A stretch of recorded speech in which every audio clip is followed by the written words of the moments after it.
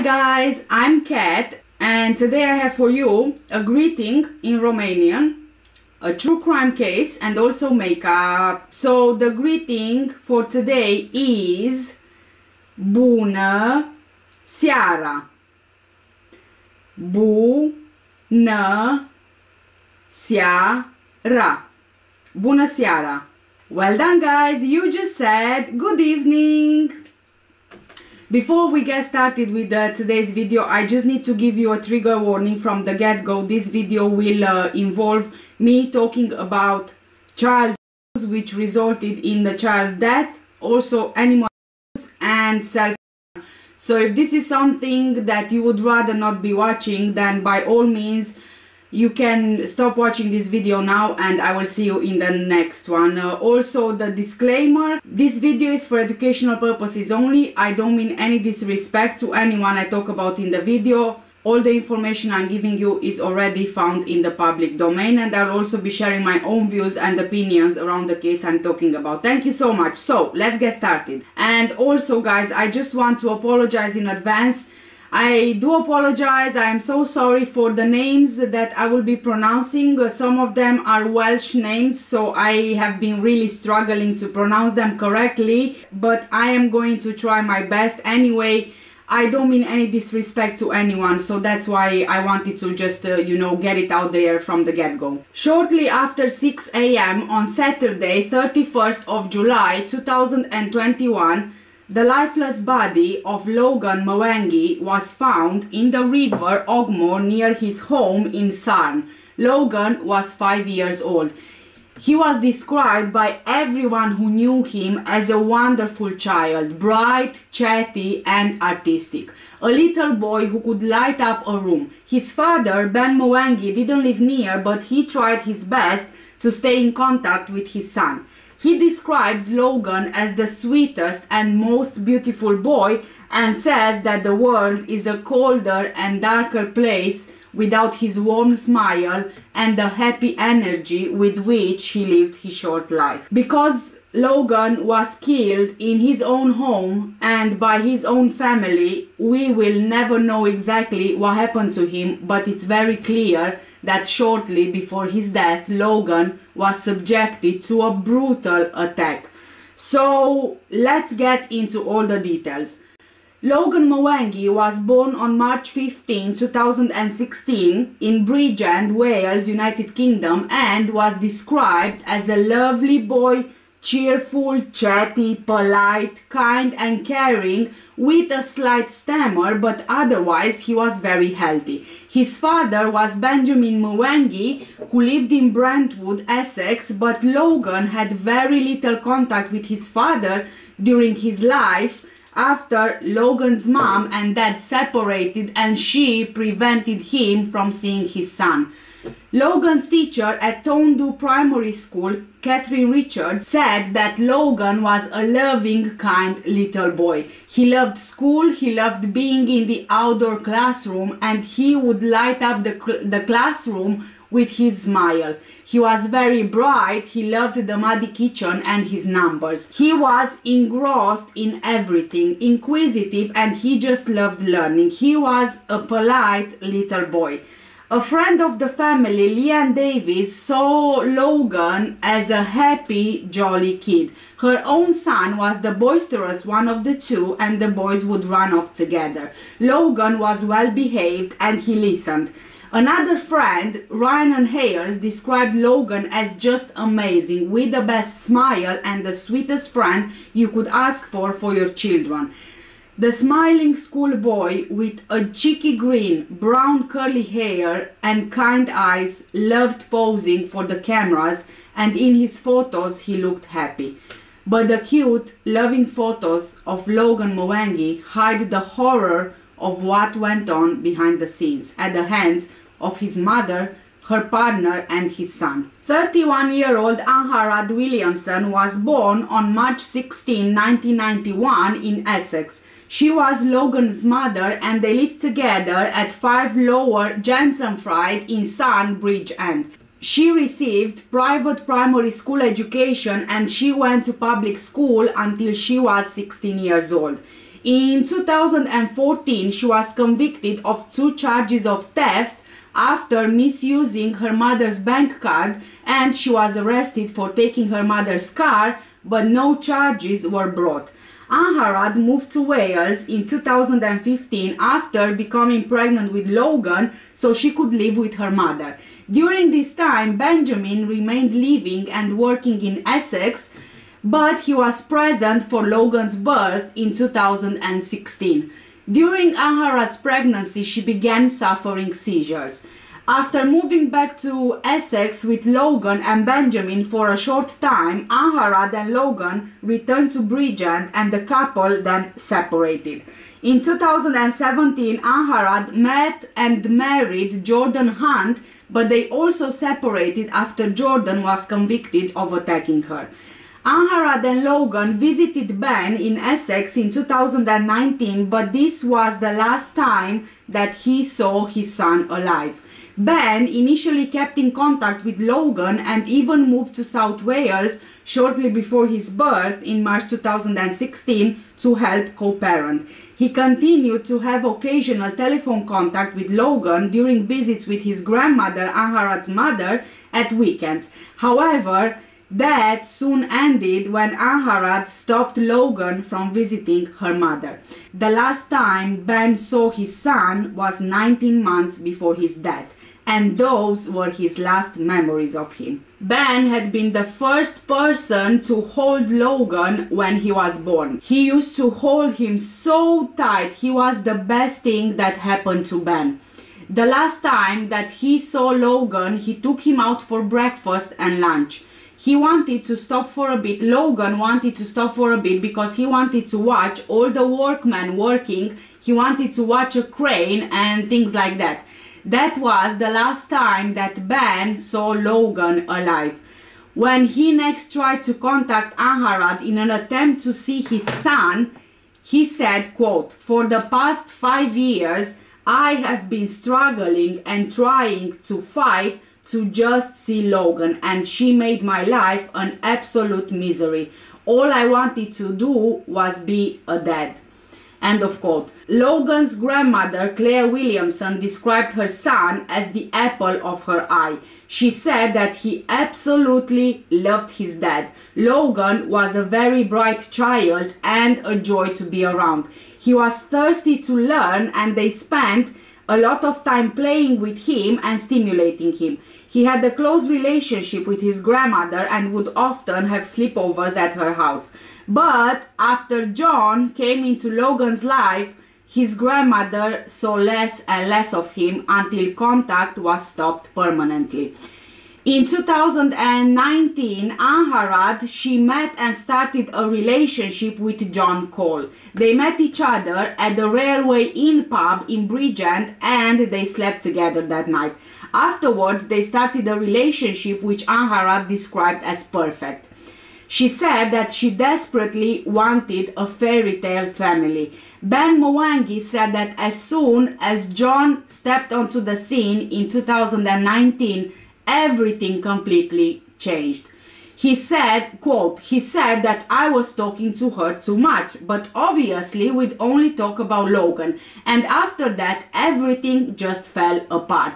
She sent me a nasty message saying Logan has a family now, he doesn't need me, and I'm never going to see my son again. Because I hadn't seen Logan in so long, I had absolutely no knowledge or no idea about what was going on. I had absolutely no knowledge whatsoever about what was happening to Logan." End of quote. Angharad's mother described her daughter as a melodramatic person and over-emotional, but they were best friends. Angharad used to be a great mom to Logan, although an over-anxious one. She always encouraged Logan to learn, took pride in his achievements and demanded the best for him. But something had changed, and changed significantly and tragically.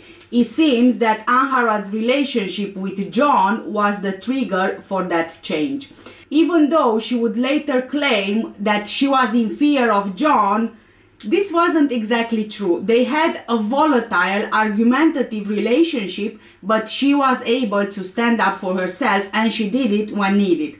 As time went on, however, her relationship with John caused her focus to shift from Logan to the child she had with John and to John's child, Craig Mulligan.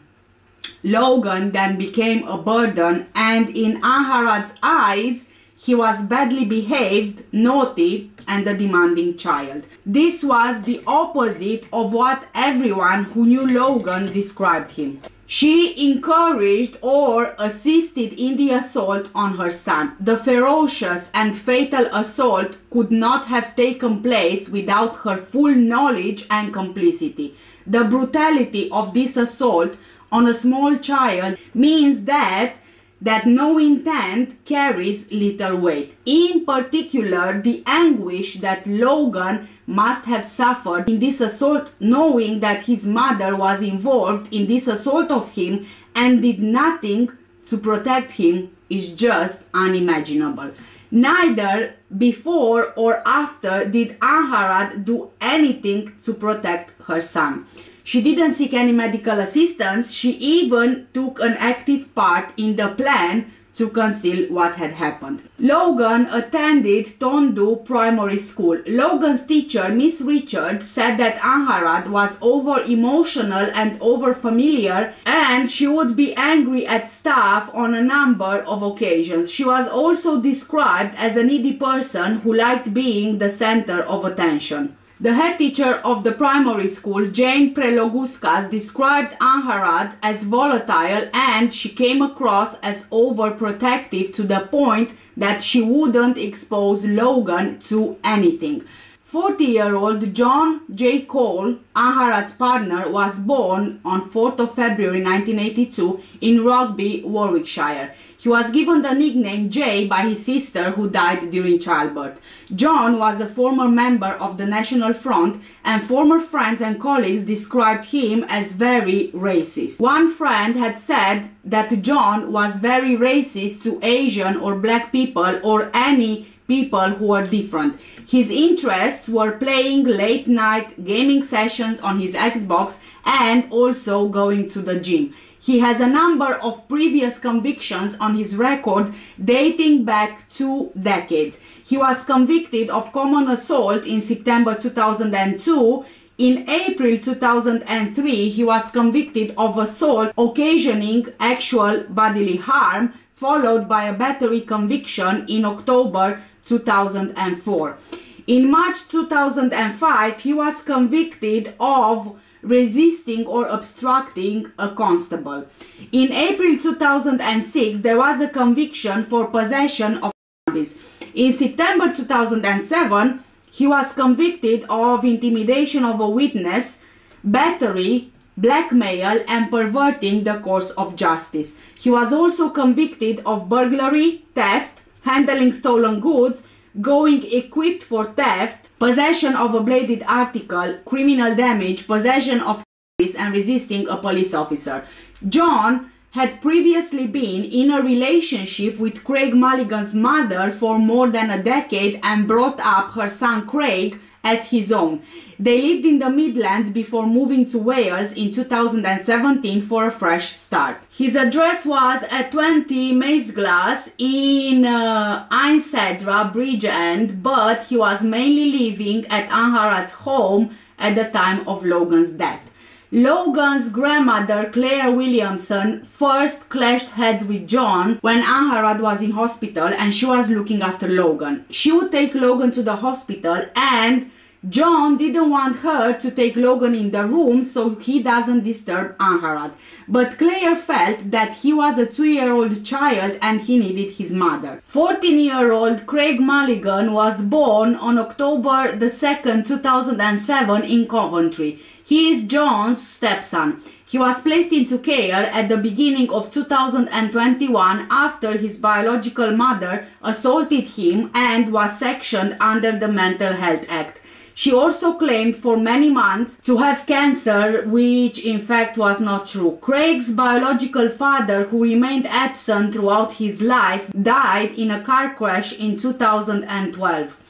Craig's foster mom said that he talked about the horror film series The Purge, and he told her that when the new film came out, he was going to kill her, her husband, her daughter and their dog. This completely horrified the foster mom. She told the teenager's social worker about what he said, but the social worker just brushed it off as if it was nothing. Craig once managed to convince his foster mom to buy him a metal baseball bat. She believed that he wanted the bat to play a game, but he instead, what he did, he went straight to a local park and he began smashing it up. On the day that Craig was supposed to leave the family scared to live with John, his stepdad, and Angharad, he just turned into a monster and the foster mom had to leave the house. The foster mom's daughter mentioned that Craig tried to get her young nieces to play a murder game and told them that he would put them in black bags. She also described him slashing a paddling pool with a knife. Craig had a desire for violence, and on one occasion he grabbed the family dog by its back legs and sprayed deodorant in its eyes. Craig really liked to torture animals. A teacher described Craig attacking a fellow pupil without any provocation. Craig was jumping on another boy and pulling him to the ground by putting his arm around his throat. When asked why he had done it, he said that he was dared to do it by another boy. He was also described by a neighbor as pulling a little girl's feet from under her, causing her to injure her face.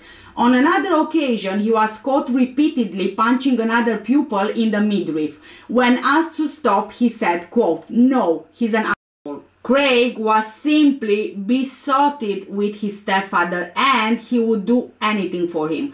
A dog tag later discovered by police featured a picture of Craig which said, quote, "To Dad, happy Father's Day, love Craig," end of quote. Craig is described as a complex, troubled and violent boy who achieved a green belt in Muay Thai, which includes forceful kicking and punching. He could also be manipulative and would use a baby voice whenever he would be in trouble. In the week running up to Logan's death, Craig made repeated threats that he wanted to kill his stepbrother and wanted him dead. He told his foster sister that he wanted to kill the 5-year-old. Craig's social worker, Debbie Williamson, said that he would swear at her and he would also tell her to F off, but described it as more of a banter thing, even though she acknowledged that he sometimes went too far. Craig had been diagnosed as suffering from multiple neurodevelopmental difficulties and his emotional, cognitive and emotional development had been affected. The lack of maturity was quite obvious in his aggressive response to other people.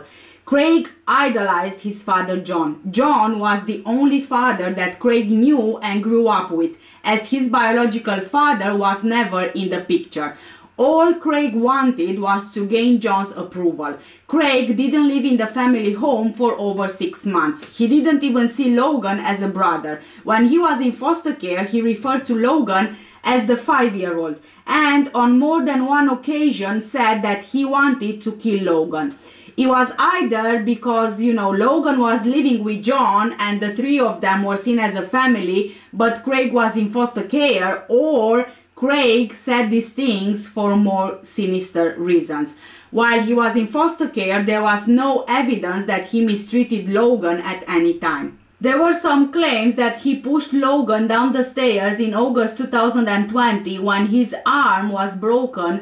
However, this has not been proven. At the time that Logan broke his arm, Angharad told the police officer that everyone else was downstairs when Logan fell. Her friend Ryan Hales said that a few weeks later Angharad told her that Craig admitted pushing Logan down the stairs, but that Angharad remembered everyone had been downstairs.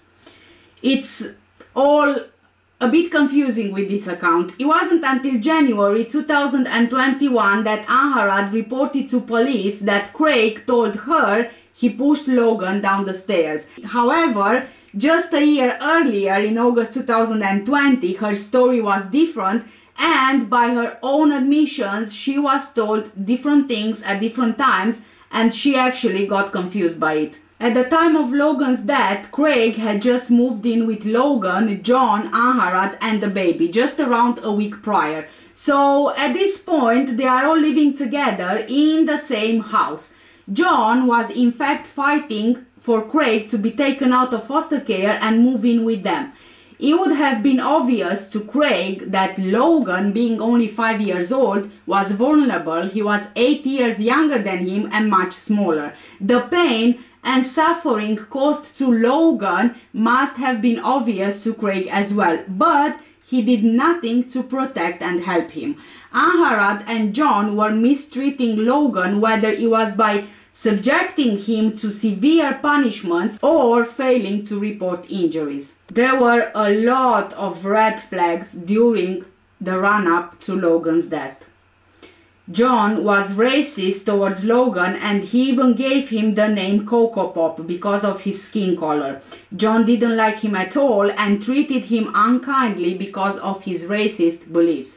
The couple were strict parents, and on one occasion John told Angharad's friend Ryan that he didn't like Logan, but he would always love his mom, although he didn't love him. Jody Simmons met John and Angharad in 2019 and witnessed Logan being punished by them. John was sat in the doorway. Logan was in a push-up position. His arms looked tired and they were shaking. He was upset, crying, and he also had a runny nose. Jody was told he had been naughty and needed to learn. Logan then collapsed. He lost the weight on his arms, but Jay or John told him to get back in position and his time would start again. Logan followed the instructions, but at this point Logan was 3 or 4 years old. Jody then went into the kitchen and had a chat with John about Logan's age and if it was appropriate to punish him that way. Jody was angry and frustrated at what she had to listen to. John didn't listen to her at all. He just shrugged it off and he didn't seem concerned at all. Upset when Jody saw this, she told Angharad, who was in her back garden smoking, but Angharad agreed with John, saying that Logan needs to learn because his behavior was poor and he needed to learn his lesson. Jody witnessed another incident when Logan was refused takeaway food because of his behavior. Logan was being brushed off and being told that he wasn't allowed to eat the KFC with them because of his behavior. John told him that he didn't behave well enough to deserve fast food. He was sat in between the sofa chair and the doorway on the floor. Everybody ate KFC, but Logan didn't have any. Jody felt sorry for him and she gave him some of her popcorn chicken after John left the room. Logan was given Weetabix instead to eat. John even said how tasty the food was just to rub it in Logan's face. Jody shook her head at Angharad to do something about it, but nothing happened. So just imagine if a friend witnessing this feels so bad that she gives her chicken to Logan behind John's back. How did Logan feel when everyone ate food in front of him and he wasn't allowed any? During this time, Jody noticed a change in Logan's personality and appearance. He was withdrawn, he lost visible weight, his complexion became quite pale, and he had a very quiet demeanor. He was becoming more withdrawn because he was being punished all the time. He was being sent to his room, being told off all the time, being denied cakes and sweets. Jody was present during an argument between John and Angharad, where Angharad sustained red marks around her neck and chest. She claimed that John strangled her, but John said he just pushed her away when she got in his face. Logan's stammer is said to have worsened, becoming particularly bad around John. He wet himself more frequently and began self-harming. Can you just imagine? A boy at 5 years old to begin self-harming is just unimaginable. In August 2020, Logan was taken to hospital by Angharad after suffering what she believed to be a dislocated arm, but when the arm was treated, it was discovered to actually be a fractured upper arm. She told officers that she tried to pop the arm back in its socket and sent Logan to bed with Calpol the night before, but when he woke up in the morning, his arm didn't look right. In a statement to police, she said that she decided she could pop Logan's arm back in place. She took a firm hold of his arm, pulled it straight and twisted the arm back. She put it back in place and heard a click. Logan was in pain when it clicked back in place, but he felt better and he stopped crying. At the time, she said that she believed she was doing the right thing by putting his arm back in place, but then realized it was a mistake. She also told police that she felt guilty about that and sorry that she didn't take Logan to the hospital the day before. Angharad later called the police in January 2021 and claimed that Craig confessed to her he pushed Logan down the stairs and that it was actually John who tried to put Logan's arm back in place, but she lied to protect him. Logan's social worker, Gaynor Rush, said Logan suffered what was described as a burn on his neck from a bathtub, but John later claimed that Angharad deliberately burnt Logan's neck with a hot teaspoon because he was being annoying. Neighbor Kevin Gorman described hearing arguments at 5 Lower Jansenfried and described John as the more volatile.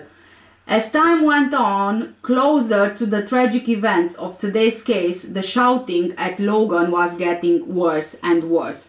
He would get quite upset. According to Kevin, 2 weeks before Logan's death, he heard Angharad going out the door to school. Logan ran out to the gate and she said, quote, "Don't go through that effing gate," end of quote. Logan shouted down to Angharad's friend with 2 young children who was coming up the path. Logan shouted and Angharad said, quote, "Logan, I told you, stop your effing shouting. Everyone can effing hear you. Shut up." She also said, "He's being an effing again," end of quote. In another incident, Logan was made to stand in the garden while facing the wall in just his pajamas and bare feet. For half an hour he was there by the window and the other people in the house or in the garden, they were just there outside drinking coffee and chatting. Someone came down the street and told Logan to sit down on the step and he just sat there with his hands on his knees. Kevin, the neighbor, felt really uncomfortable when he witnessed that. He said that there was no need to behave with a child that way. Another neighbor, Fred Mitchell, also recalled hearing arguing from John and Angharad and described their tone towards Logan as aggressive and nasty. They would use foul language such as stupid bitch towards Logan. Teachers at Logan's school, they also noticed a change in Logan, with Mrs. Richards describing him as nervous after soiling himself and asking for his clothing to be thrown away. His stammer became worse and he was also described by a learning support officer as losing weight and having dark circles around his eyes. Logan was placed on the Child Protection Register in March 2021 due to concerns about John. Social workers were expected to visit the family every 10 days and they were able to offer additional help. Mrs. Rush, who was assigned that task until she left her post just weeks before Logan was murdered, said that during her unscheduled visits to Lower Jansenfried, the house seemed clean and Logan well presented and clean with plenty of toys. Angharad appeared to adore Logan and only wanted the best for him. She said she initially found John intimidating, but her relationship with him and Angharad improved over time. She did, however, express frustration with Debbie Williams, who was Craig's social worker, claiming that she refused to share information or work with her closely. Months later, in June 2021, they were placed instead on a child in need plan, which is for children who are not deemed at risk but have complex needs and need provisions to help with their development. During this time, John applied for custody of Craig with the support of Angharad and went through the family courts in order to become his stepson's legal guardian. He later claimed that he was not told about issues Craig had suffered with foster families and he was not told about threats made by him to kill Logan. John was awarded custody by the courts and Craig was sent to live with the family on a permanent basis, which I find extremely odd, if I am quite honest with you here. How could John have been granted custody by the courts with his extensive criminal record? Not only that, but Craig had shown violence, he had issues, and said on numerous occasions that he wants to kill Logan. So how could the court and social services agree for him to move into the home where there were two children, Logan 5 years old and the 18-month-old baby? It just doesn't make any sense. Unless, in my opinion, social workers, they were really trying to kind of get rid of Craig in the sense that, you know, he always caused issues when he was in foster care, so they kind of just wanted to get rid of him really and send him to live with his dad instead, so they don't take any more responsibility, especially considering that Craig had been really violent and he was in and out of foster care, and the foster parents were struggling to kind of control him. So it's possible that this is the reason why social services and the court kind of agreed, like, you know what, let's just don't have responsibility over him anymore, let's just give him to his parent because he'll probably be able to, you know, manage his behavior. It kind of looks that way to me, if I'm honest with you, but of course that's just my opinion. Logan's last week alive was just miserable, absolutely miserable.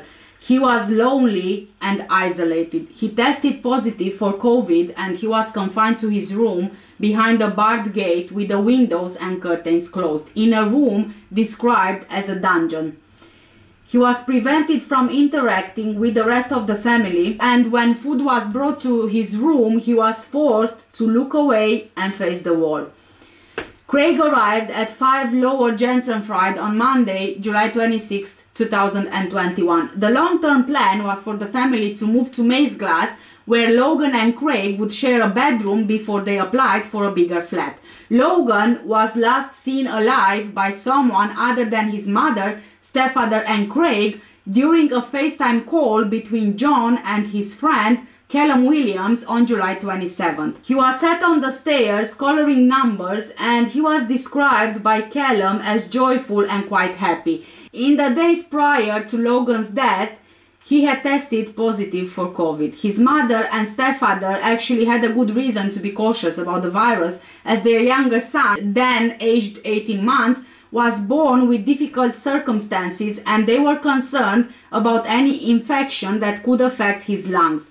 However, the manner in which they treated Logan was beyond extreme. He was kept in isolation in his room for 10 days. There was a baby gate across the doorway which was there to keep the baby out, but it also served to keep Logan in. Logan had no physical contact with his mother. When food was brought to him, he was required to turn away, literally to face the wall, while food was put down on the floor and left for him. He was only 5 years old, and he was also expected to just entertain himself in one room all day with toys and activities on screen, on his own.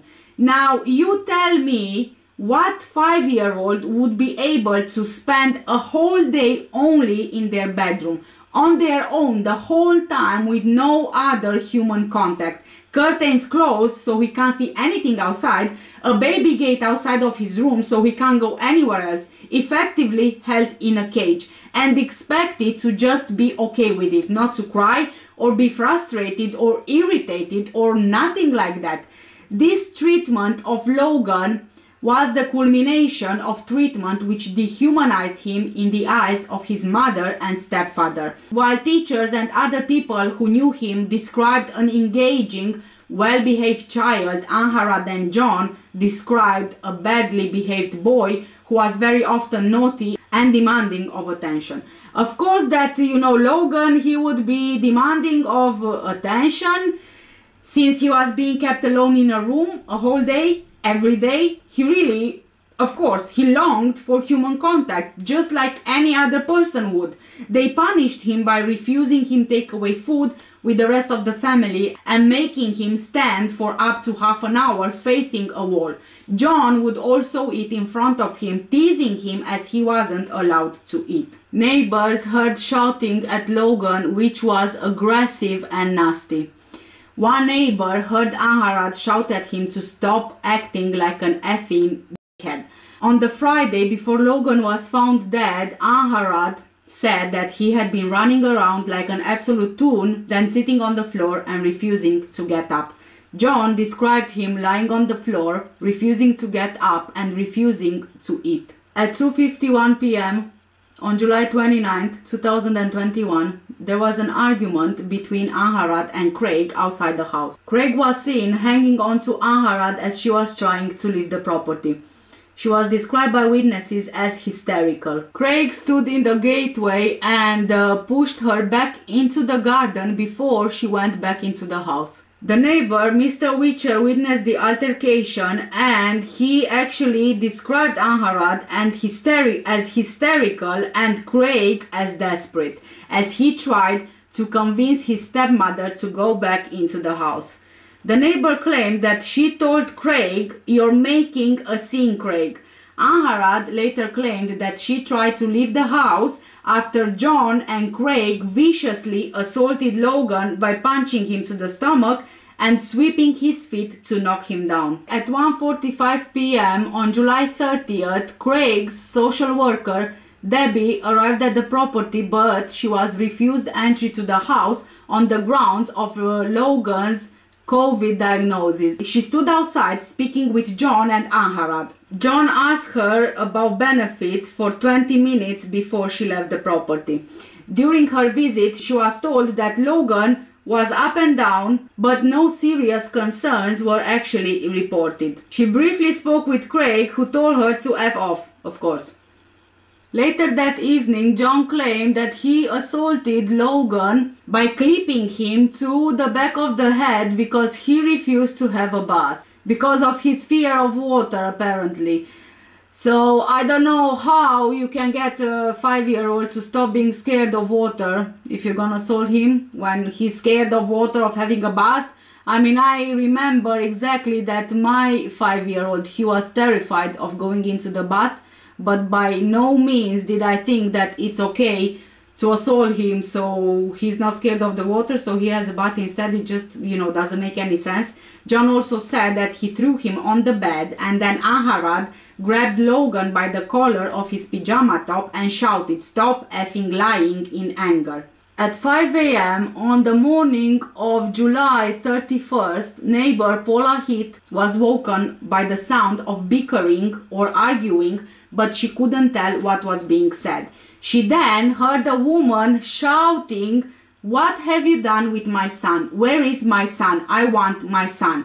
The woman seemed hysterical, as if in sheer panic. She then heard the male shouting, "I have done nothing with your son." It was Angharad shouting out Logan's name a number of times and then shouting, "I want my son. The back door is wide open. He has got no socks on. He has got no shoes on." At 5:46 a.m., Angharad made a phone call to 999 to police in which she said that Logan was missing from their home. She appeared distraught, distressed and quite upset throughout the call and claimed that she had woken up to find Logan missing from his bed and she could not find him anywhere in the house. Angharad could be heard shouting out Logan, and later she told police officers that the back gate had been left open. She even tried to pass the blame to Rebecca Trudgill, John Cole's former partner, Craig's mother. She suggested to the police that Rebecca took Logan for some kind of revenge because John had gained custody of Craig, and she even encouraged the police to pursue their inquiries with her. She knew that Rebecca was a troubled woman, and she also knew that Rebecca was completely innocent. Throughout the call to 999, she was hyperventilating actually, and she was even begging the police to find Logan. While she was doing this, John and Craig pretended to be out looking for Logan, and they could even be heard shouting his name down the road. Please help me, please! Where are you? My son's not here, my boyfriend's not here! Okay, Help take me, a breath, please. take a breath, because I can't understand you when you're crying. Where are you? 5 Lower Lansdowne, Freddie the Sarn. Lower what, sorry? Lower Lansdowne, Freddie the Sarn. Said somebody is not here. Okay, who's not there? My son, he's alive. He's not here. Okay, take a breath. When did you see him last? I touched him in the bed last night and I've just got up for my son and the other one's not here. Logan! Okay, take a breath. He's 5 and he's gone. Can you see any Logan! Logan! I need you to speak to me, not just shout. I know it's really full on and it's really scary. I need you to tell me. What's his name? Is his name Logan? Logan Williamson, please. And he's 5. Is he 5, did you say? He's 5, please. Okay. Tell me what he looks like, please. He's a little mixed race boy. He's just got his spidey pajamas on. Wearing shoes. Okay, is anybody else there with you? Any other adults? Yeah, my partner. He's looking now. Right. Are any of the doors or windows open? What? Doors, windows, what's open? Someone tell me what. Take a breath. I know that this is terrifying. Right now I need you to try to breathe so I can get the information I need. Can you see? My back gate's open. My back gate's open. Okay, back gate. Where does the back gate lead to? I don't know what the road's called. That's fine. It leads onto a road as opposed to a field or anything like that, does it? Okay. I'm running up it now. It's concrete. Okay. What's your name? You've got to look at him now. What's your name? I need to know your name a second. Angharad. Okay, Angharad, I really need you to just take a breath for a second, okay? Because you're starting to hyperventilate. I know that this is very, very scary. I need you to stay in the house. So who's run out after Logan? My fiance, my partner. Your partner has, okay. So Dad's gone out looking, yeah? What's Dad's name? John Cole. He's stepdad, but virtually dad. A number of police officers attended the home and the search was carried out to try and find Logan. PC Lauren Keane was one of the officers tasked with finding him, and she began her search at 5:55 a.m. Police Constable Keane and colleague Special Constable Peter Freet were checking a hedge when they spotted the body of a child in the River Ogmore. PC Keane jumped into the river and she activated her body-worn camera. She reached the boulders at the bank of the river, and that's when she saw Logan. She said, quote, Logan was lying on his right side in an open fetal position. He was submerged under the water. I went into the water, took 3 strides to get where he was, and picked Logan up in my arms and took him up to where Special Constable Freet was. I wasn't able to see his face initially until I picked him up. I could see he had an injury to the left side of his face. His eyes were open, his body was stiff, his lips were blue. Immediately, I formed the opinion Logan was deceased. End of quote. Logan's lifeless, cold and pale body was recovered by BC Keane, who brought him up the riverbank. He was dressed in a black Spider-Man pyjama top and multicolored dinosaur pyjama bottoms.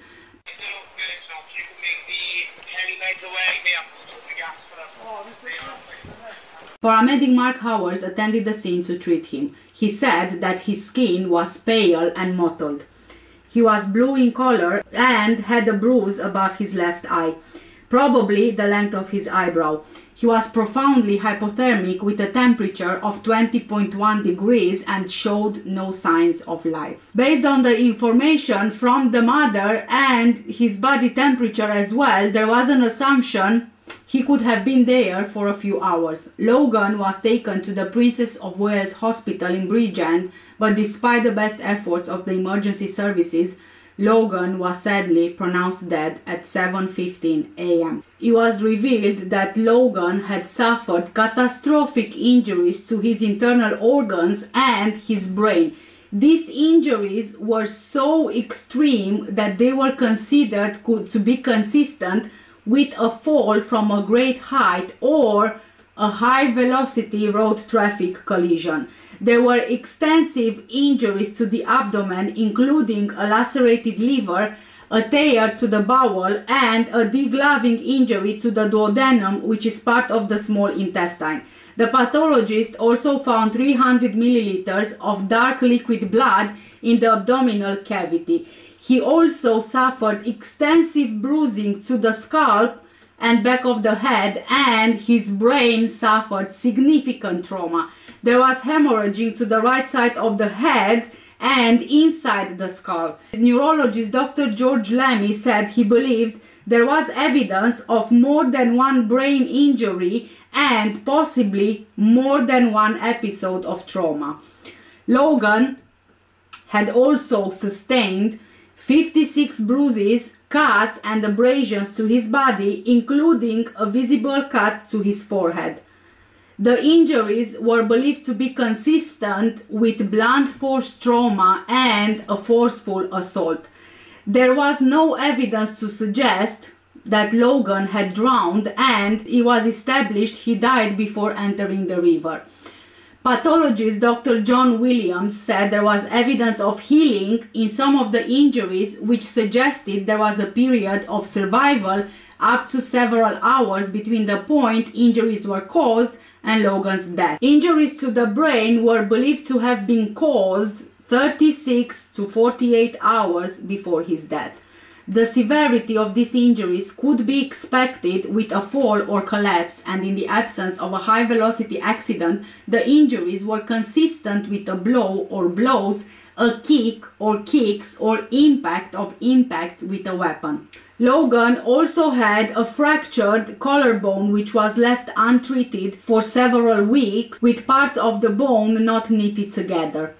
The cause of Logan's death was given as blunt force abdominal injury and cerebral injury, including brain swelling, hypoxic ischemic neuronal injury, and traumatic brain injury. Pediatrician Dr. Deborah Stoker said that Logan's caregivers would have been aware Logan was seriously ill after sustaining the injuries, and he would have suffered significant pain.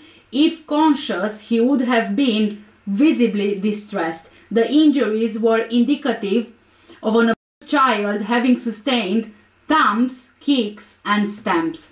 More shockingly, she said that Logan would have likely survived hours rather than days, but that if he had received prompt medical attention, he had an 80% chance of survival. Throughout the search for Logan, none of these three monsters gave anything away, and they even appeared genuinely concerned for him while hoping he would return safe and sound. But this was only an elaborate performance. Ryan and Hales attended the flat after being called by Angharad at 6 a.m. She was Angharad's friend. Angharad was asking her if Logan was at her house, as he wasn't at home. Angharad appeared distraught, so of course that her friend tried to calm her down, but she was told, quote, "Don't tell me to calm down, my child is missing." Ryan rushed to her friend's house, but she was not allowed inside by the police, and so she decided to go and search the local area for Logan. Her route took her past the school which Logan and her daughter attended. Because Logan loved school, she thought that maybe Logan went there. Further on, she saw police cars, ambulances and a sniffer dog. Later, when she spoke to a police officer, she was told that they had located Logan and it didn't look good. While police were at the flat, the sound of a tumble dryer could be heard. It had items such as Logan's bed linen, which were washed to, you guessed it, get rid of evidence.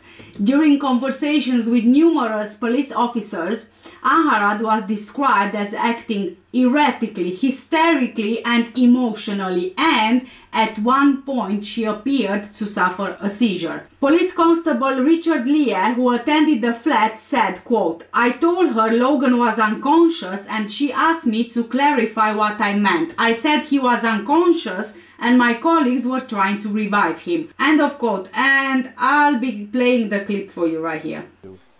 I'm not saying it's not reasonable. If he's unconscious, he needs me. He needs he warm needs the clothes. ambulance He service needs at the minute. mum. They've got blankets. He needs his blankets, okay. I feel so useless, Dad. I know.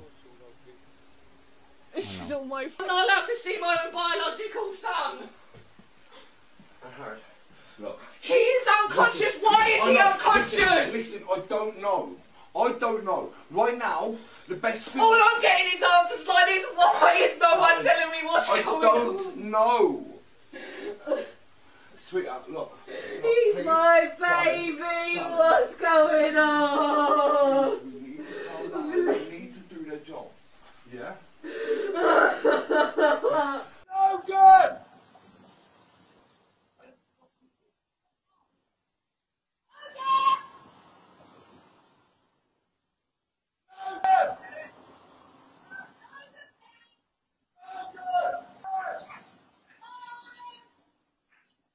Police Constable Brian Cooper described John as upset. He was sat on the floor rolling cigarettes. But Craig, he was playing Call of Duty on the Xbox. While being shot at, Craig shouted, quote, "You're effing adopted." So go figure. Craig didn't have anything better to do after his stepbrother goes missing and then he's found dead, but to play on the Xbox. Wonderful. When Angharad went to the hospital to see Logan's body, she was described by a nurse as saying she wished she had taught Logan to swim. She also asked a nurse why Logan was wet, and when she was told that he was found in the river, she claimed that she was not informed about that, about Logan being found in the river. She also appeared to give attention to Logan's body only when nurses were watching. Claire Williamson, Logan's grandmother, also attended the hospital. She found it really strange that Angharad was really concerned for Logan. She kept tucking him up with blankets, worrying that he was cold, and then she started talking about his funeral. Speaking to police officers at the hospital, Claire told them they should arrest Angharad because she failed to keep her son safe. Detective Constable Claire Edwards said, quote, "Although she did seem to be wailing a lot, making noises of crying or sobbing, there were very little or no tears during the time I was with her." End of quote.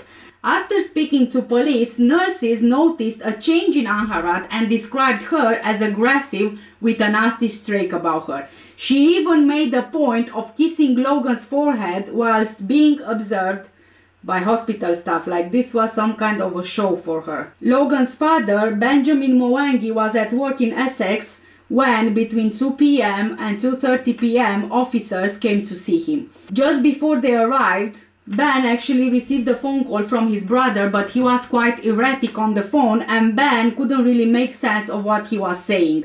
Ben told his colleague that something serious must have happened. Ben's father had been unwell lately, so Ben believed at this point that something happened with his father. When police arrived, Ben went in the back office with them and asked if something had happened with his father. When the police said it wasn't about his father, he was instantly thinking about Logan. Quote, "Please tell me this isn't anything to do with Logan." They told him that Logan had passed away. He was hysterical and he just fell to the floor. He left work without even telling anyone what happened and police took him home. Quote, "I just collapsed on the floor and hit my head. I just felt like every fiber in my body had died and couldn't stop crying. I couldn't understand how something like this could have happened to my son." The rest of the day was a blur as I waited for more information. It was so painful.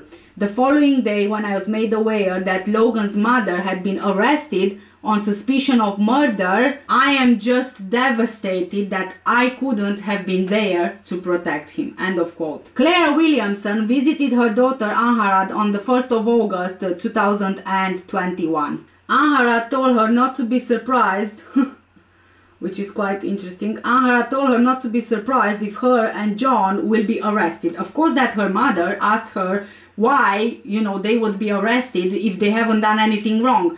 Angharad said something about the fact that it happened whilst Logan was in their care.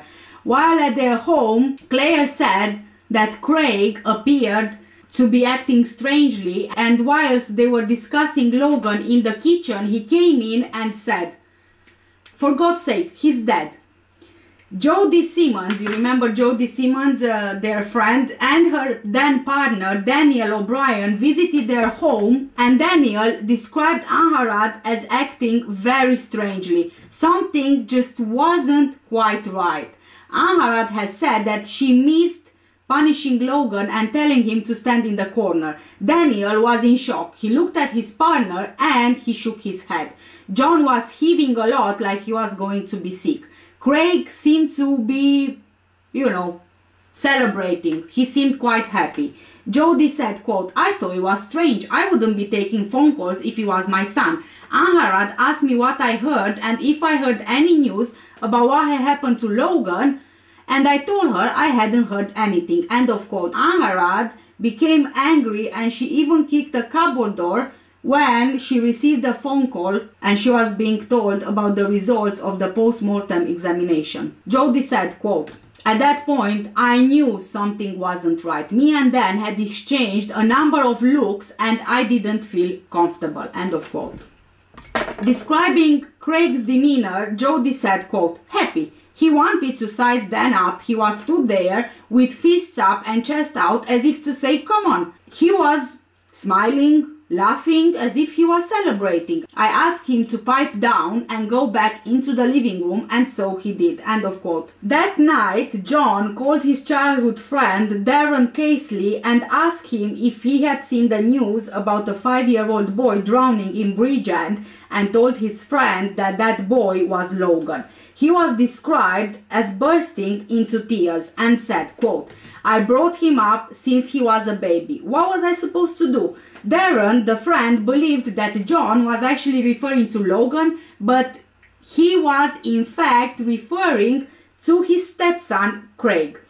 A CCTV camera from a property in a nearby street, Hewell Jensenfried, which overlooked 5 Lower Jensenfried, proved essential in finding out what happened to Logan. It showed John and Craig leaving the address at 2:43 a.m. John appeared to be carrying an object which kind of looked like a light cross on his back.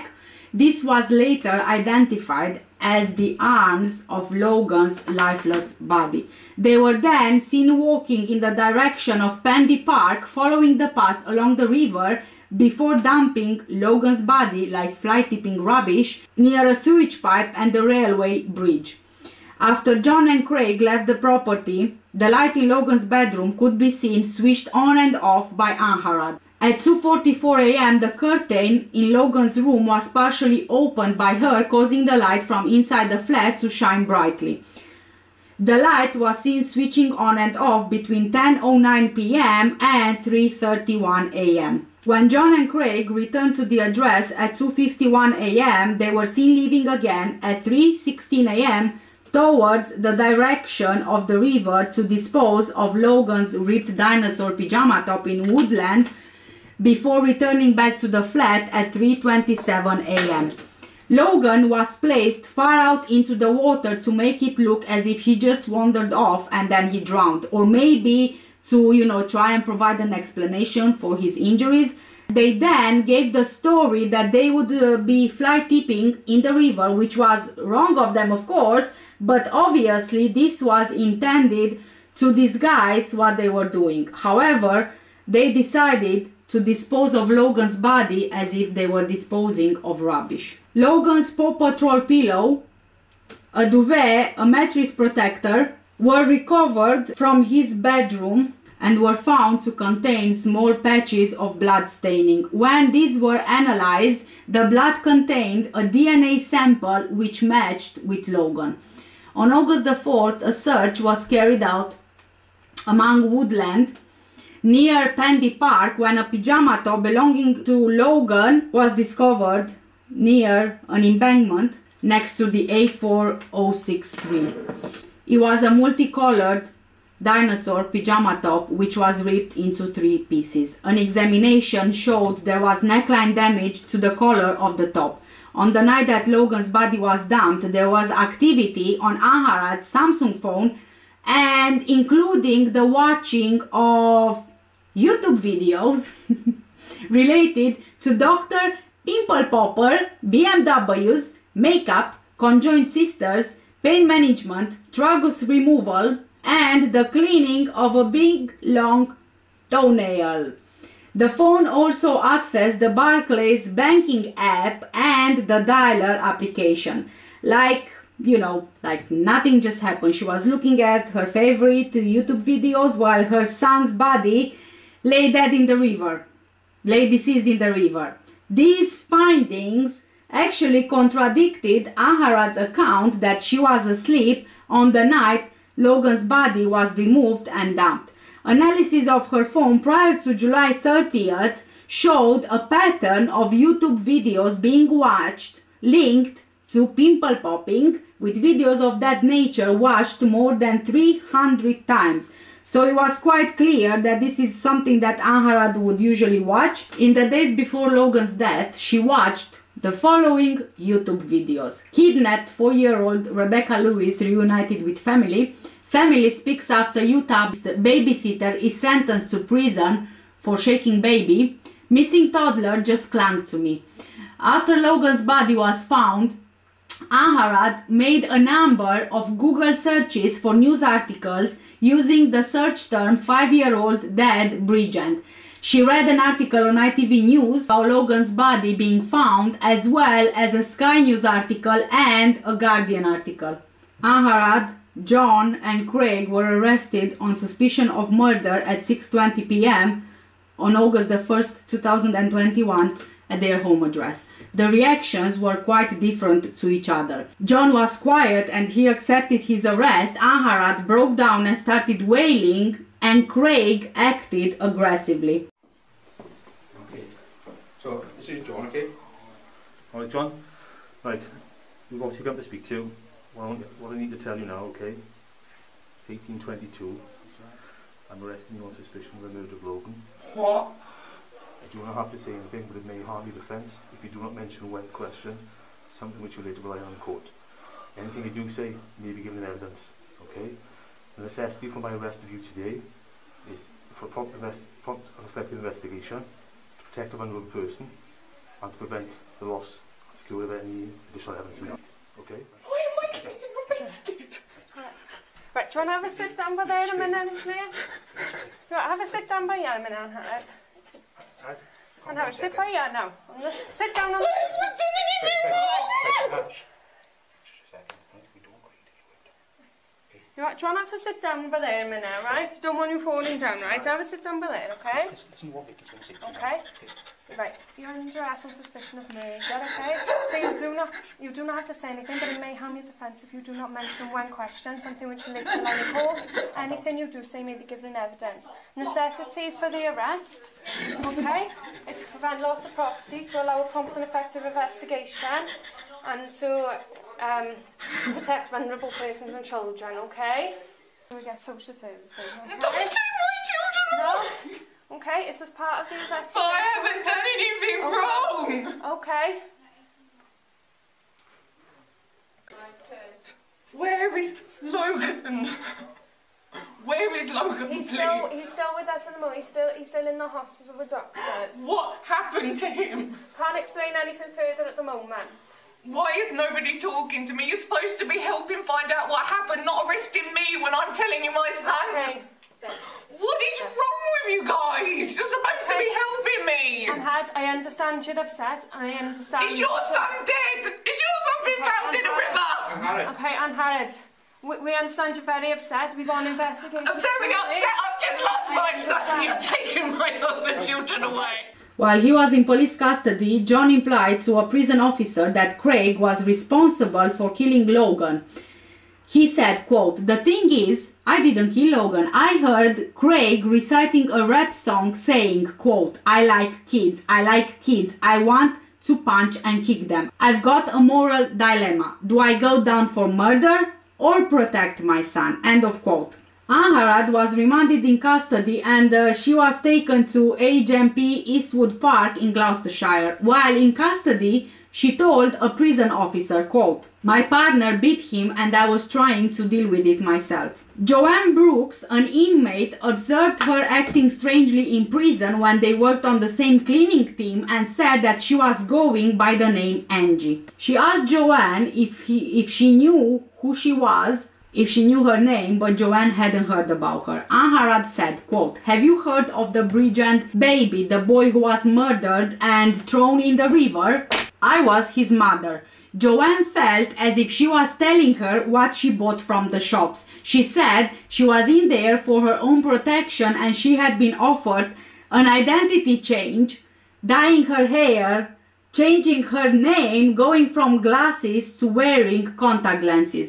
She would show her photos of Logan and seemed to enjoy the notoriety of being the Bridgend baby's mom.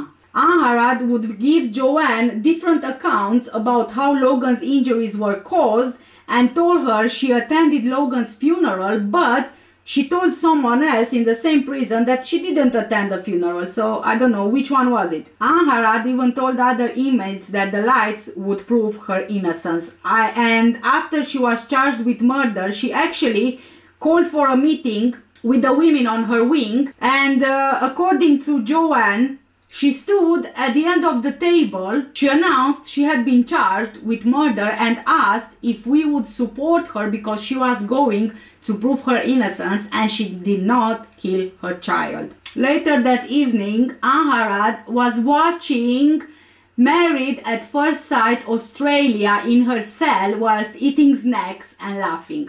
Again, I gotta say, I can't get over the fact that you get this kind of commodities in prison. She gets TV in her cell. I just can't believe it. Seriously, I mean, no wonder that they never learned their lesson, do they? Going to Craig actually made a number of inappropriate comments after his arrest while placed in care. He was heard by one carer saying, quote, "I love kids. I effing love kids. I love to punch kids in the head. It's orgasmic," end of quote. He also told another care worker, quote, "I did some bad stuff, but I'm not allowed to talk about it," end of quote.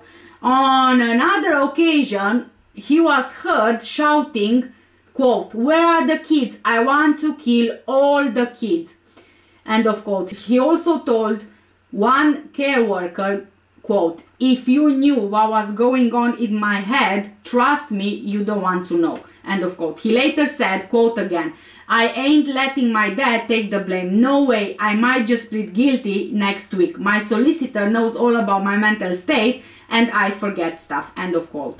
During his police interview, John claimed that he was woken up by Angharad, who told him Logan was dead from a freak accident. She was screaming Logan's dead. He was lying on his back with his head to the side in a weird position. His eyes were wide open. John moved his head and it flopped and there was no response. He said he tried to perform CPR and blew in his mouth and held his nose. There was no pulse. He did it for about 10 to 15 minutes. Angharad was frantic and hyperventilating. He was desperate to save him. Eventually, he stopped and she said, quote, he's dead, end of quote. Angharad said that she could hear Logan taking his last breath. Physical contacts because of COVID. When I told him to get back on his bed, he'd just say no. I shout, I'm quite loud. In the corner and he just wouldn't stand still. Himself, he kept throwing himself on his hands and knees. I've come up behind him, so I've kind of just hoisted my fingers like that, picked him up, pushed him, get in bed. It was like that. It wasn't like I swung. He went to bed with no food. And Angharad said to me she heard him take his last breath. There's like a little steep kind of drop. I put him there and then I went back up. She said, "We have to get rid of this." I didn't really hang about. I was panicking. How long each day? All day. John is saying both him and you had hit Logan. And you had ripped Logan's dinosaur pyjamas. Floor, and rather than grabbing his body, she's picked him up by his t-shirt. It's ripped. This is not true. This is a lie. And John is saying he woke was to you screaming, "He's dead. Logan's dead." And Harrod was seriously frantically panicking. So was I. Listen, we need to find out the truth here, and this is for Logan. Okay, Yes, we need I to know find out it's the for truth. Logan. This story is very extravagant. None of it is true. Why would John lie? Because John's a liar. Because he doesn't want to get done for murder. I wish I never let this man into my son's life. He said that you handed him a dinosaur pyjama top. You said to him, "We have got to get rid of this." No, that's false. And where is Logan's top now? I don't know. I was too busy looking for my son to look for a dinosaur top.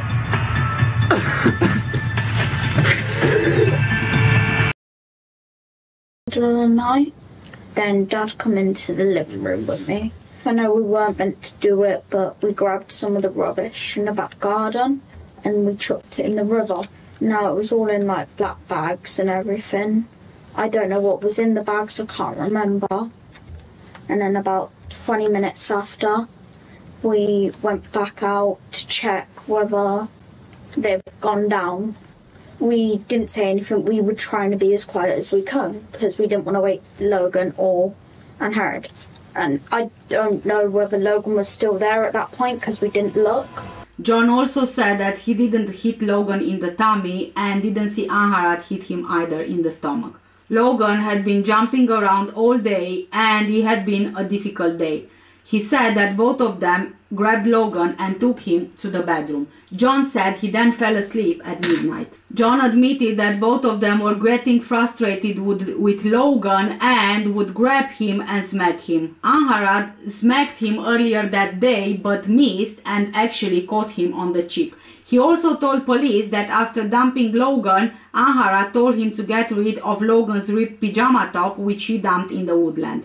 Before her interview, Angharad was told that there was CCTV footage of John and Craig removing Logan from the house. During her interview, she said, quote, "I feel conned, so conned, I wish I had never met John. They've ruined my life." She later said, "I don't want him anywhere near me again." In her fifth interview, Angharad changed her story and she claimed that John and Craig attacked Logan on Thursday, July 29th, 2 days before he passed away. He described an assault in which John punched Logan so hard that he fell back on his bottom. John then told Craig that if Logan flinched again, he should sweep Logan's legs from under him. He did that and he then pushed Logan's head to the ground. Angharad claimed that she then ran out of the house to try and find help, but she was prevented from leaving the garden by Craig. She further claimed that that assault didn't cause serious injury and that Logan was fine afterwards. From CCTV footage from a neighboring property, she was seen leaving the house shortly before 3 p.m., walking to the gate and into the street, followed by Craig. She appeared distressed and Craig was trying to stop her from leaving. Her neighbor heard her telling Craig to stop making a scene. The Stanners, a couple passing by in their van, heard her say, quote, "Leave me alone, I want to get you," end of quote. They actually stopped to ask if they could help. She then screamed and went back into the flat, followed by Craig. It's very much possible that this was the assault on Logan which culminated in his death 2 days later. But the truth is, Angharad only claimed that she was trying to get help to try and protect herself. She made up this story when she realized that she could shift blame that way. Although on the CCTV she did seem, distressed, this was probably a characteristic of her dramatic behavior.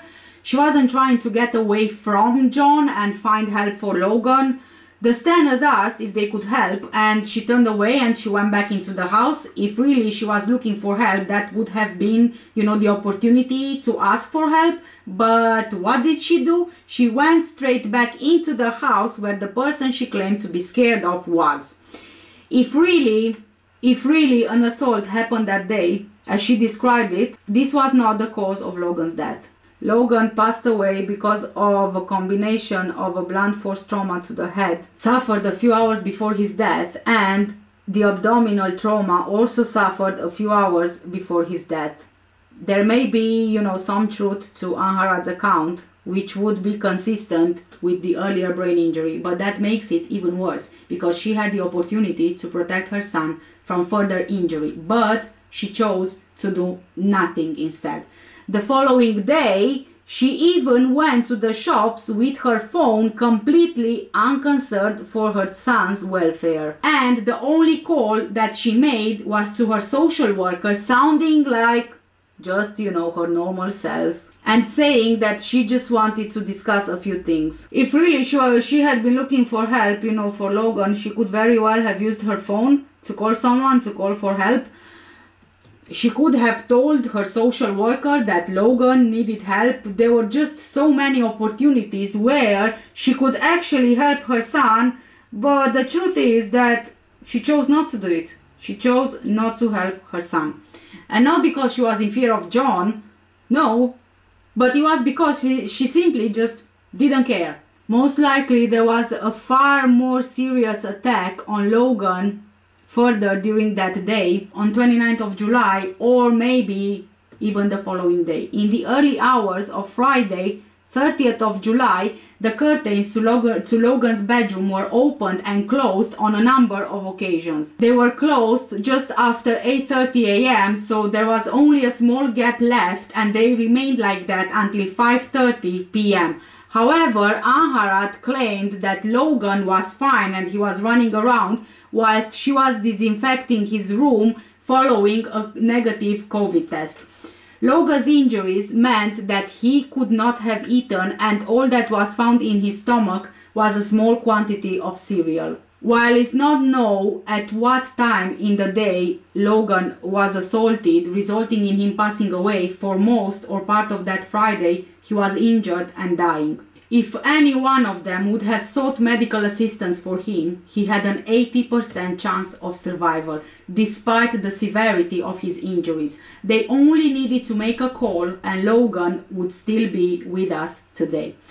Prior to this fifth interview, Angharad denied having any knowledge of how Logan's injuries had been caused. She said that John punched him in the stomach. Logan was lying about something, as he regularly did, and he got a stutter and can't get words out. She also said she believed Logan was okay. John hit him a couple of times in the stomach because he wouldn't talk. She told him to stop it because he was being too harsh, and John said that the only way Logan understood was with pain. She then went on to say that she was frightened of John and was scared he would have her killed if she told the truth. She added, quote, "Jay's in the SAS. He would have me killed. He said he would have me killed. He told me he was part of the SAS and his family had connections everywhere. He said his parents were founding members of the SAS. He said I could not leave him, and if I left, because of Logan, he would kill him. I am terrified of him. I saw him punch him in the stomach in the hallway and he went flying. That's how he got the carpet burn. I am scared of him. He's going to have me killed for talking. He's going to kill my family. He's going to have me killed." End of quote. Yes, I think that the over dramatic here is an understatement. She also claimed that Craig swept Logan's legs and punched him to the floor with the encouragement of John. She also said that John actually called Craig over and said, quote, "If he flinches one more time while I'm talking to him, have him," and said sweep and punch, as they both did martial arts. End of quote. Angharad maintained that she slept throughout the night of July the 30th and morning of July 31st, and said that the lights going off and on in Logan's bedroom were in fact the security lights outside the property. She claimed she would not have woken up during the night because she was on medication that knocked her out. Yep. In his police interview, Craig denied being responsible for causing Logan's death and claimed he believed John was fly tipping rubbish when he followed him to the riverbank. He said Angharad was up during the night and described her as acting hysterically, but when he tried to enter Logan's bedroom, he was prevented from opening the door. I mean, this is a ridiculous story, honestly. Do you really go at 3 in the morning to, you know, throw rubbish in the river? I get that people do fly tipping and they kind of hide it, but come on, I mean, who wakes up in the night to go and throw rubbish out in the river? It just, you know, it doesn't make any sense. When asked why he didn't mention this previously in his first interview, Craig said, quote, "Yes, the reason I said no was because I thought it was a dream. When you said it, it must have happened because the same thing happened in my dream. So it must not have been a dream. I was just trying to get in. I was trying to see because I heard Angharad say he's dead and I wanted to see if he was okay and he weren't." End of quote. Oh, Craig. He is such a bad liar. This is all I'm gonna say. He is a terrible liar.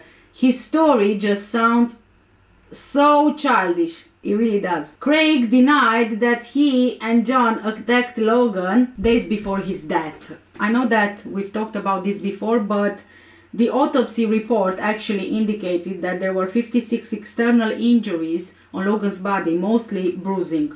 He suffered a blunt force trauma injury to the head. There was evidence that he suffered another non-fatal injury at least 36 hours before his death. Elsewhere on his body, his injuries were consistent with 3 or 4 hard punches to his abdomen and a kick to the rear. He suffered substantial internal bleeding. There was a tear to the lower part of the right lobe of the liver. There was a 5 cm tear to the root of the small bowel mesentery. The duodenum had torn away from the head of the pancreas and there was degloving of the duodenum, the inner tube separating from the outer tube, together with 2 ruptures. The injuries to the duodenum were the sort of injuries caused by high velocity impact or a fall from over 10 feet. The combination of injuries in the abdomen was indicative of severe localized blunt force injury inflicted by a blow, kick or weapon. The inflicting of these injuries on a small defenseless 5-year-old is nothing short of terrifying. Just, you know, sit down for a second and just imagine a 5-year-old child to suffer all these injuries. They would have been inflicted with extreme force. He would have been in agonizing pain. What did Logan do to deserve this? What kind of monsters are these people? In all probability, Logan was already dying, and much of what his mother described was consistent with the presentation of the injuries that he received. It's not known if Logan slipped slowly into unconsciousness or he became unconscious immediately. It could have been both, because that would be consistent with what Angharad said about how Logan appeared on the Friday. He wouldn't stand up, he sat on the floor, he wouldn't eat, and also because they only started planning to cover up his death on Saturday, July 31st. These were calculated moves which indicated clear planning. Which mother would decide that the best course of action is to turn the washing machine on and wash the bedsheet of their child who'd gone missing? Reminds me really of Kate McCann and how she washed Madeline's cuddly toy after she'd gone missing. The beginning of the end of 5-year-old Logan Mwangi's life was an argument over who spilled a drink on a stereo. His mother, Angharad Williamson, told a court that row between her and Logan's stepfather, Jay Cole, escalated quickly. Jay suggested the little boy found the argument funny, and when Logan smirked, she claimed the 40-year-old punched him twice in the stomach. She sobbed while describing seeing her son fall to the floor. Giving evidence at her trial, Logan's mother said, "I'd had enough. He's crossed a line hurting Logan." Asked if she had told Cole she wanted to leave him, she said, "I told him that a bit later." She claimed he said, "If we break up because of Logan, I'm going to kill him." The day after the attack, she said Logan did not appear to be in pain. She put him to bed that night, and when she woke up early the next day, he was gone. The prosecution then suggested that her story was a sham. Angharad replied saying that she couldn't fake feelings, she'd been scared. Her worst nightmare had come true. Logan, she said, had gone, and she didn't know where. When initially interviewed by police, she did not tell them about the assault on her son. She claimed it was because she feared her partner, as he'd told her he was in the SAS and had been in prison. Logan's body was found in the River Ogmore 2 days after the attack. His mother, stepfather and a 14-year-old boy all deny murdering the 5-year-old. The trial for Logan Mwangi's murder began at Cardiff Crown Court on 21st of February 2022 when prosecutor Caroline Rees, Queen's Counsel, opened the case. She said, quote, "It is the prosecution's case that Logan was murdered and each one of the defendants in the dock played their part in the killing of the 5-year-old child who would not have stood a chance against any of the defendants, let alone 3 of them together. The prosecution said that having killed Logan behind closed doors in the family home in Bridgend, each of the defendants played their part in a cover-up of the true circumstances of his death. Each was desperate to cover up their involvement in his killing and prioritized their own self-preservation over everything else, and particularly over the needs of Logan." After 2 months of evidence, the trial concluded on April 21st, 2022, when John, Angharad and Craig were found guilty of Logan's murder. Angharad and Craig were also found guilty of perverting the course of justice. John had already pleaded guilty to that charge ahead of the trial. Following the verdicts of the jury, a gathering of around 50 people came together near a bridge at Lower Jensenfried in Sarn. More than 100 teddy bears had already been laid there in memory of little Logan, along with many floral tributes. A woman who wished only to be known as Lisa, who lives in the street just behind Logan, added, quote, "I followed the case and wanted to pay my respects to little Logan to wish him on his way. I have lived in Sarn all my life. It's a very tight-knit community. The community has really pulled together. There are lots of children in Sarn. It's affected them in a big way. I think the verdict was well deserved. I would like to see them all sentenced for life, and life should mean life. I'd like to say rest in peace Logan, and he's forever in our heart." End of quote. On June 30th, the defendants were sentenced at Cardiff Crown Court. John was sentenced to life imprisonment with a minimum of 29 years. Angharad was sentenced to life imprisonment with a minimum of 28 years. And Craig was sentenced to life detention in a Young Offenders Institute with a minimum of 15 years. The judge said that Craig acted either as his father told him to or to mirror his actions. Logan Mwangi was a happy and loving boy, but small for his age and vulnerable. Weighing only 3 stone, he was helpless as his stepdad John Cole and 13-year-old stepbrother Craig Mulligan beat him mercilessly with his own mother's encouragement. The 3 of them plotted to deceive police after dumping Logan's body in the nearby River Ogmore. They pretended to be a distraught family, but South Wales police thought otherwise. All right, John.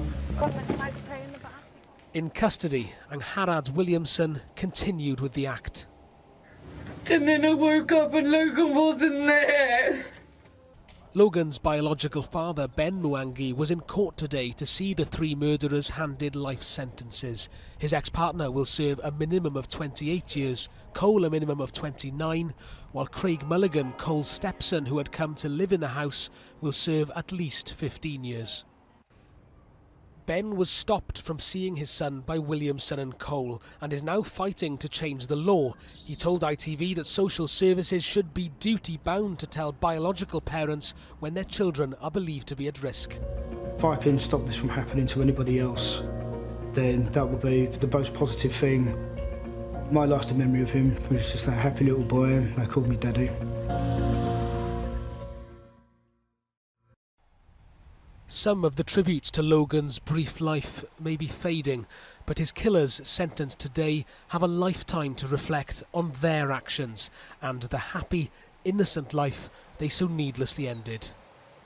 Ben Mwangi described his son as the cutest little boy and an intelligent boy. Ben also said, quote, "The last 10 months have been hell for me. I can't sleep and keep experiencing recurring nightmares.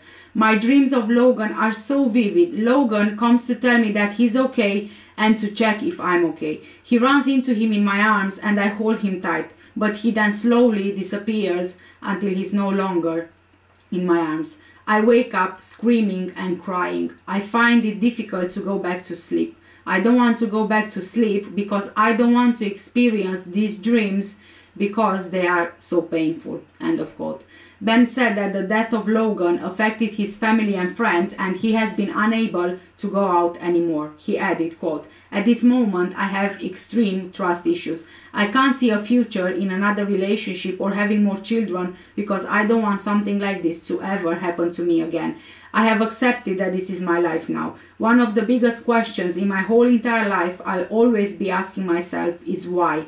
Why did this happen? Why did Logan have to die? For the past 5 years, I've been struggling and trying to fight to just see Logan. She made my life an absolute misery. All I wanted to do was just be a dad." End of quote.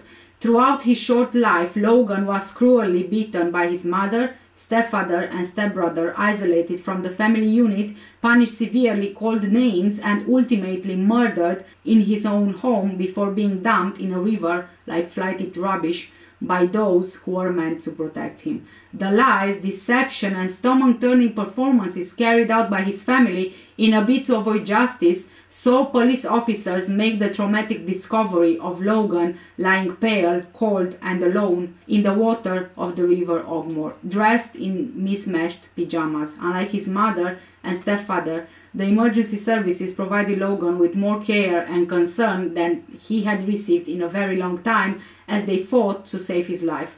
But it was all for nothing.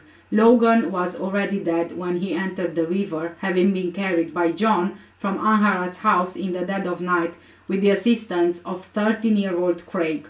The spite, contempt and disdain with which they treated a 5-year-old child is utterly shocking and begs the question of how was this allowed to happen. Benjamin didn't know that Logan had been placed on the child protection register in the months before he was killed. He had not seen Logan for around 3 years when he was found deceased on the morning of July 31st, 2021. Now, Ben is campaigning for a law change. He wants estranged parents to be given notice if social services flag safety concerns about their child. He said if he knew about Logan, he would have been the first one there to take him away. Quote, "They, social services, would have looked at his injuries and thought that he wouldn't have self-inflicted them. There are 3 people in the house, so this is obviously a dangerous environment. We need to contact his father and let him know what happened. But I had absolutely no idea what was happening to my son." Speaking about his campaign named Logan's Law in honor of his son, he said, quote, "This is exactly what Logan's Law is doing. What it's going to be about is to let estranged parents like myself know if their child is known to social services. If I would have had any inkling whatsoever that Logan was known, I would have got him. I would have gone with a police escort or worked with social services and I would have said, okay, I'm getting my son's things and I'm taking him away from this obviously hostile environment. If he is in danger, then let's make him safe. But for the fact that I didn't know, which is one of the big questions that is going to be asked in the child protection review, is going to be, why wasn't I contacted? You would have thought, as his biological father, if he was on the social services register, then I should have known. End of quote. A social services investigation is now underway into the circumstances of Logan's death, as Craig had only returned to the care of John Cole just 5 days before Logan's murder in July 2021. A case review into Logan's death has now been launched by the local council, but Welsh First Minister Mark Drakeford has been slammed for rejecting demands for Wales to follow England and Scotland and set up an inquiry to examine the crisis in social care on a national level. Welsh Conservative Gareth Davis said he was surprised First Minister Mark Drakeford rejected the plea as Logan's death exposed some serious shortcomings. The Welsh government said it would closely consider the results of a Children's Services inspection and the review of events before Logan's death.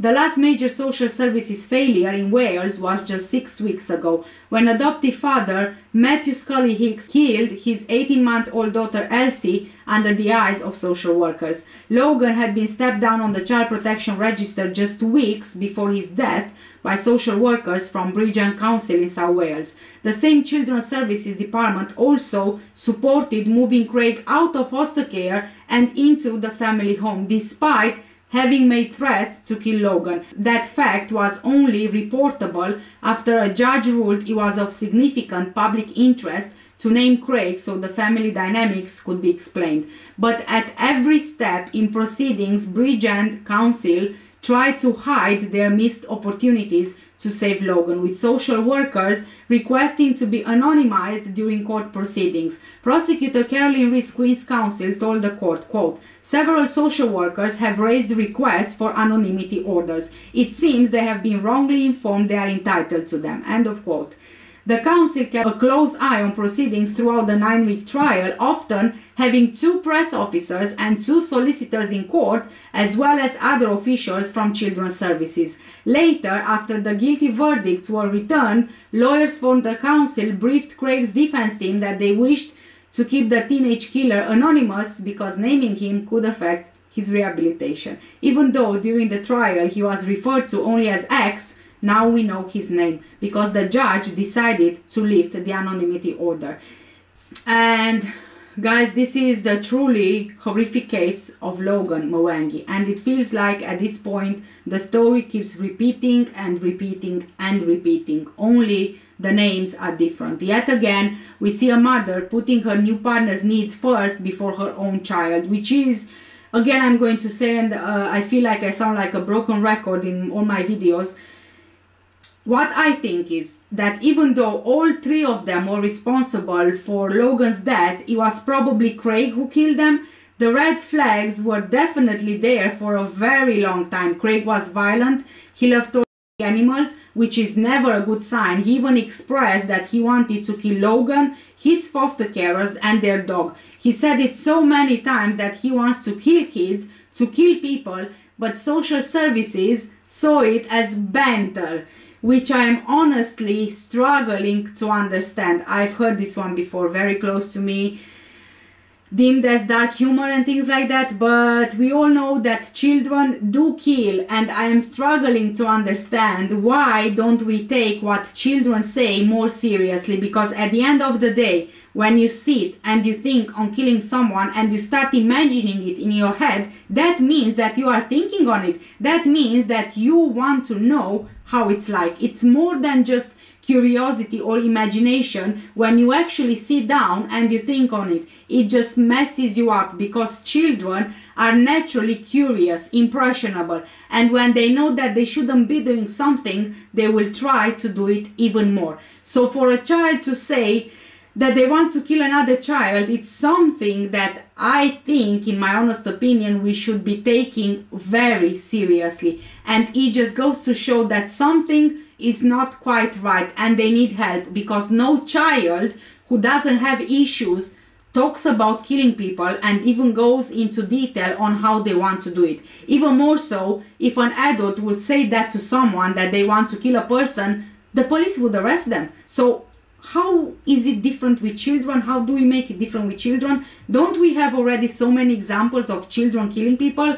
7-year-olds, 8-year-olds, 9, 10, 11-year-olds, teenagers. We need to stop thinking that only adults can kill, and we need to start looking at the fact that children are as capable of killing as any adult is.